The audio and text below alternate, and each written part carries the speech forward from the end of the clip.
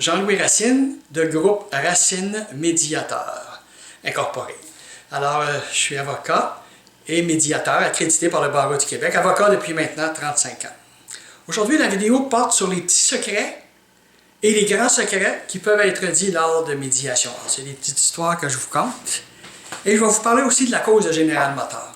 Alors, dans un des cas, c'est la dame et monsieur qui sont actionnaires d'une compagnie importante au Québec et qui, après 25 ans de vie commune, décident de se séparer. Ils vivent ensemble, donc, et ont l'entreprise ensemble. Chacun dans l'entreprise occupe des fonctions séparées, mais ils vont bien ensemble. Ils ont bâti une belle entreprise au Québec. Alors, ils mettent fin à leur relation matrimoniale. Là, il n'y a plus d'enfants à la maison, mais ils ne divorcent pas en tant que tel. Ils continuent de travailler ensemble. Au bout de quelques temps de travail ensemble, ça devient un peu intenable et ils décident de se séparer. Monsieur va conserver l'entreprise et madame va ramasser ses billes, va encaisser. Et la médiation, leur mésentente venait sur le montant à être payé par monsieur à madame pour acheter ses actions dans la compagnie.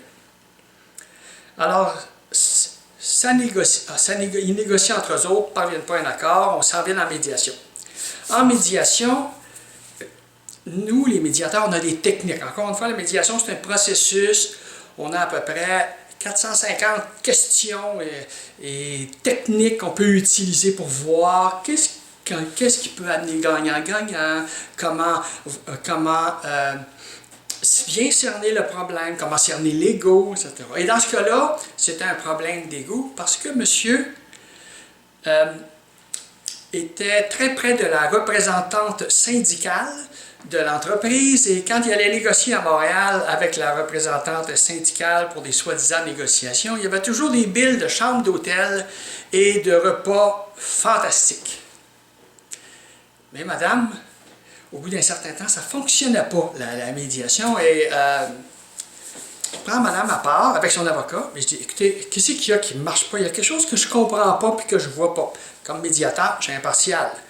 Et j'ai donc le droit de dire, qu'est-ce qui ne marche pas, qu'est-ce qui ne va pas? Je sens qu'il y a quelque chose, vous ne me dites pas, mais je ne sais pas, dites-le moi.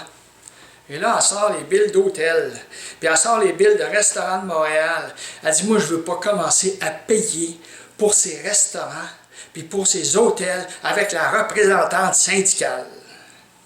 Vous comprenez que quand on a eu la description des factures, de ce qu'elle réclamait, on parlait d'un chèque de plus de 2 millions de dollars qui lui serait payé, et elle, les factures d'hôtel et de repas montaient à peu près 50 000 $.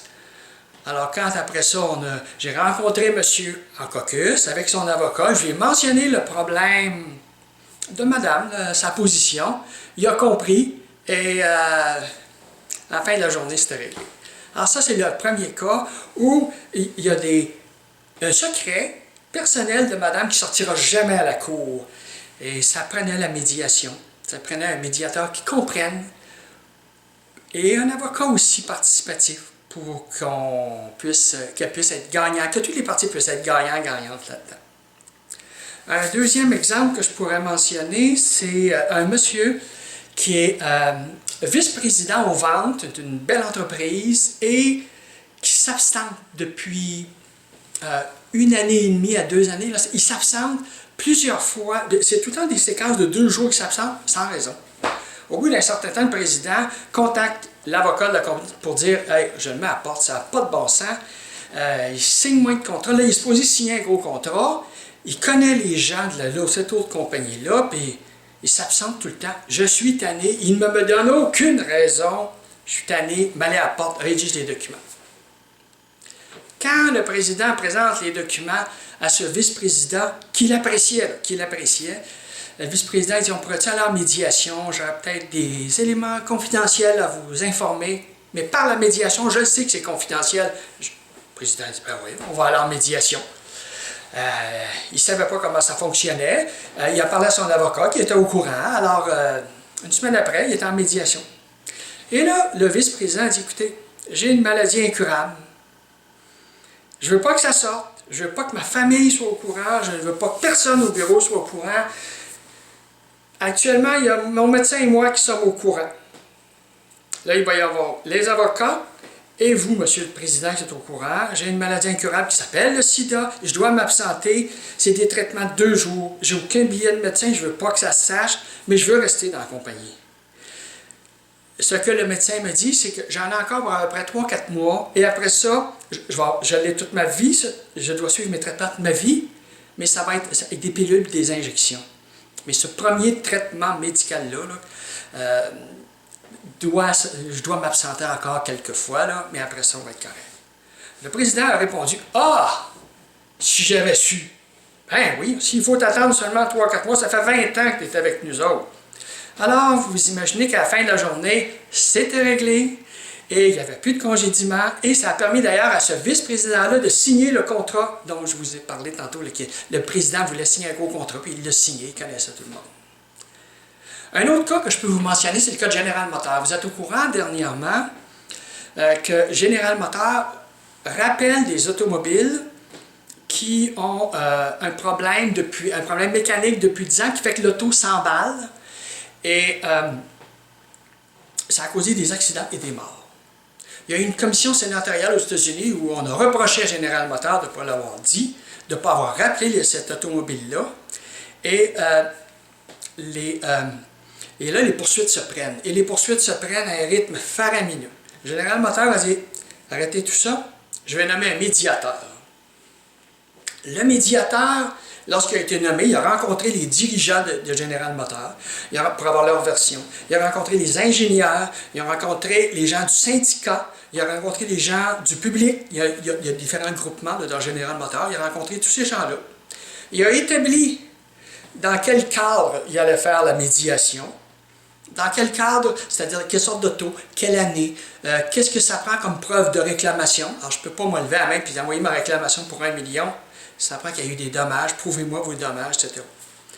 Et alors General Motors, au lieu d'attendre des poursuites de centaines de millions de dollars, qui vont coûter des dizaines de millions de dollars d'avocats, a engagé un médiateur qui, lorsque les conditions sont remplies par les plaignants, par ceux qui se plaignent d'avoir eu des blessés, des morts, etc., mais là, quand il voit ça, là, il règle chaque dossier, un après, ça va en médiation. Tous les dossiers vont en médiation, indépendamment, et ça règle un après l'autre. Alors les gens, ils vont peut-être toucher moins d'argent maintenant, mais tu es peut-être mieux de toucher ton argent maintenant, la semaine prochaine, ou le mois prochain, que d'attendre un jugement qui va arriver dans 10 ans.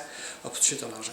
Alors, c'est pour vous dire tout le phénomène de la médiation dans le but de régler les conflits gagnant pour les deux ou toutes les parties à un dossier, de façon à ce que tout le monde ressorte de là avec un conflit qui est réglé, avec une mésentente qui est réglée, puis on continue.